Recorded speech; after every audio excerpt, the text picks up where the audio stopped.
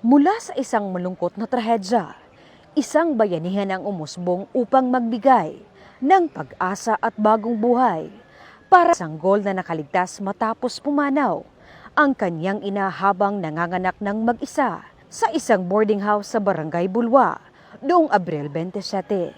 Bilang tugon sa agarang pangangailangan ng sanggol, nagsagawa ang Cagayan de Oro City Police Office sa ilalim ng pamumuno ni Police Colonel Dexter J. Pahe, City Director, ng Breast Milk Donation Drive na pinamagatang Gatas Mo, Kinabuhi Ko. Noong Mayo 6, 2026, pinangunahan ang humanitarian activity ni na Police Captain Imelita M. Simon, God PCO, katuwang si Police Master Sergeant Liana Sol Jovita, isa sa mga kinikilalang 2024 Metro Bank Foundation Outstanding Filipino Awardees sa pakikipag-ugnayan sa Bulwa Barangay Health Center. Nagkaisa ang mga personnel ng Kukpo at mga lactating mothers mula sa Barangay Bulwa upang voluntaryong magbahagi ng breast milk.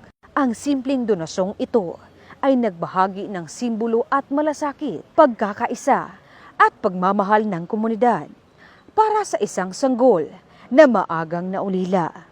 Pormal na itinurn over ang mga nakolektang breast milk sa J.R. Borja General Hospital, kung saan kasalukuyang inaalagaan sa tulong ng kanyang foster parent at ng City Social Welfare and Development Office. Sa pamamagitan ng Gatas Mo Kinabuhi Ko, muling pinatunayan ng kapulisan na bukod sa pagpapanatili ng kapayapaan at kaayusan, mahalaga rin sa hanay ng PNP ang pagbibigay ng pag-asa, pagkalinga at tunay na malasakit sa mamamayan.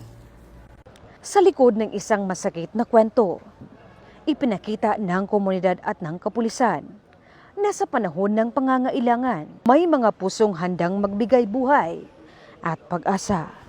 Mula dito sa inyong higalang pulis, Regional Office 10 Public Information Office, ako ang inyong PNN correspondent, Patrol Woman Jane Rose Bohol, alagad ng batas, tagataguyod ng Balitang Pulis.